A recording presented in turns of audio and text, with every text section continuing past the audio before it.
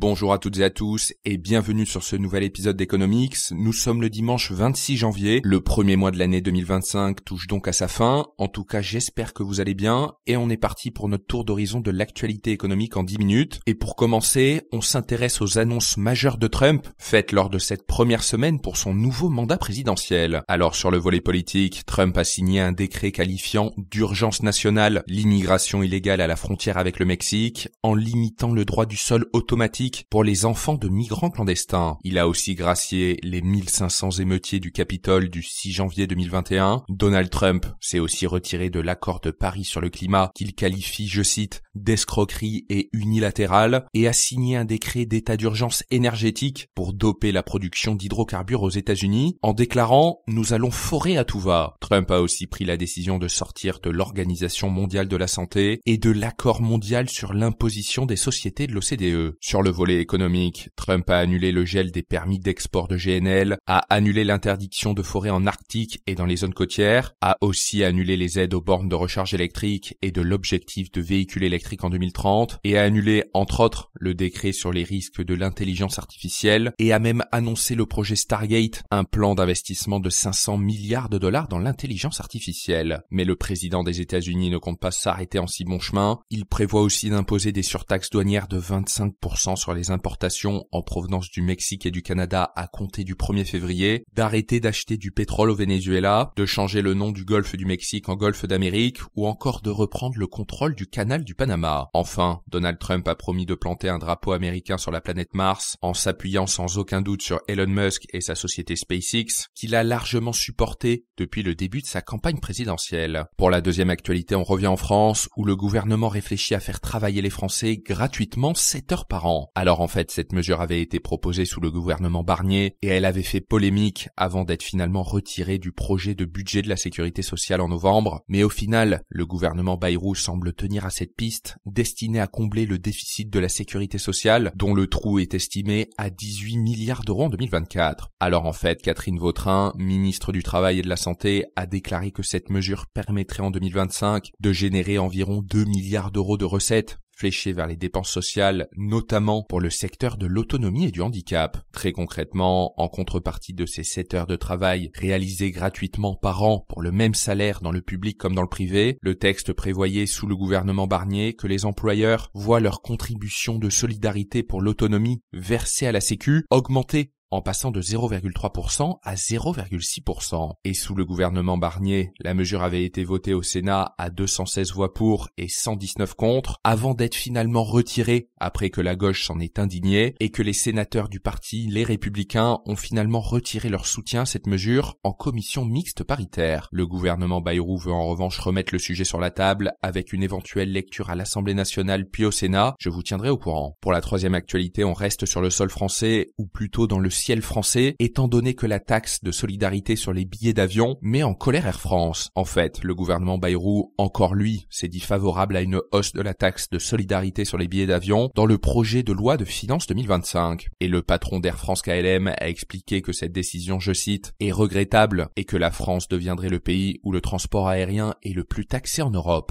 Alors cette taxe est aussi appelée taxe Chirac, car portée par l'ancien président français et son homologue brésilien Lula, et cette taxe était au départ prélevée sur le prix des billets d'avion et destinée à financer la lutte contre le sida et était reversée à l'ONG United. Cette taxe a évolué depuis et bénéficie depuis 2020 à l'Agence de financement des infrastructures de transport de France, qui est en fait dédiée à la modernisation et au développement des transports. Mais plusieurs pays, dont la France, utilisent cette taxe pour abonder les budgets de l'État, comme celui de l'aviation civile. Alors très concrètement, cette taxe de solidarité figure sur tous les billets d'avion, au départ de tous les aéroports français hors correspondance et pour toutes les compagnies aériennes et est indexée sur la classe de voyage et la distance. Actuellement, la taxe est de 2,63 € pour un vol vers un pays membre de l'Union européenne ou de l'espace économique européen et vers tout autre État situé à moins de 1000 km. Le même trajet est soumis à une taxe de 20,27 € s'il est effectué en classe affaires ou en première classe. Pour les autres destinations, son montant est porté à 7,51 € pour la classe économique et à 63,07 € en classe affaires ou en première classe. Et le budget budget de Michel Barnier prévoyait notamment de porter cette taxe en classe économique à 9,50 € pour une destination européenne ou assimilée, 15 € pour une destination intermédiaire située entre 1000 et 5000 km et 40 € pour une destination lointaine. Pour la quatrième actualité, on s'intéresse à une mesure votée par le Sénat et qui concerne la suppression des avantages des anciens premiers ministres. En fait, le Sénat a adopté l'amendement de la sénatrice centriste Nathalie Goulet qui proposait tout simplement de supprimer les avantages des anciens premiers ministres qui, je cite, n'ont aucune raison d'être. À la clé, la suppression de 2,8 millions d'euros de dépenses dans le budget 2025, car en fait les anciens chefs du gouvernement ont droit à un soutien matériel et personnel encadré par un décret pris en 2019. Le texte prévoit qu'ils bénéficient sur demande d'un secrétaire particulier pour une durée de 10 ans maximum et d'un véhicule et d'un chauffeur dont les dépenses sont prises en charge par l'État, cette fois pour une durée illimitée. Un coût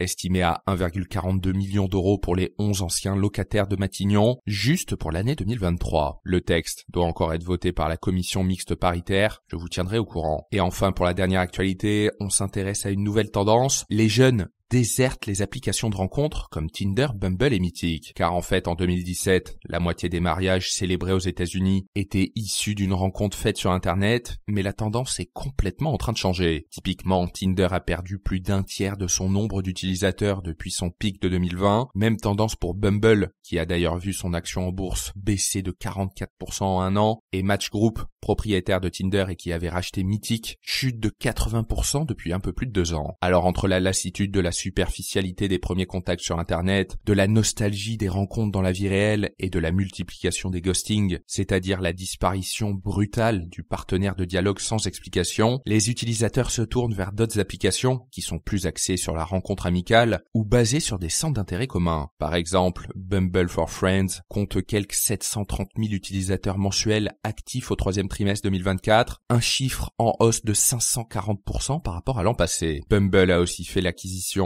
en mai de l'application Geneva, centrée sur la création de groupes autour d'intérêts communs, tout comme les applications Wink et Plura. Son concurrent Match Group a lui dévoilé en février aux États-Unis Yuzu, à destination de la communauté asiatique et qui permet de choisir entre rencontres amicales ou amoureuses. De leur côté, WeRoad et TripBFF connectent les voyageurs solo, ou encore plus atypique, TimeLeft, lancé il y a 1 an et demi, qui fait se rencontrer chaque mercredi 6 inconnus lors d'un dîner au restaurant. Merci beaucoup d'avoir écouté ce podcast et pensez à mettre une note sur la plateforme sur laquelle vous l'écoutez, ça m'aide énormément à être mieux référencé et on se retrouve très vite pour un nouvel épisode.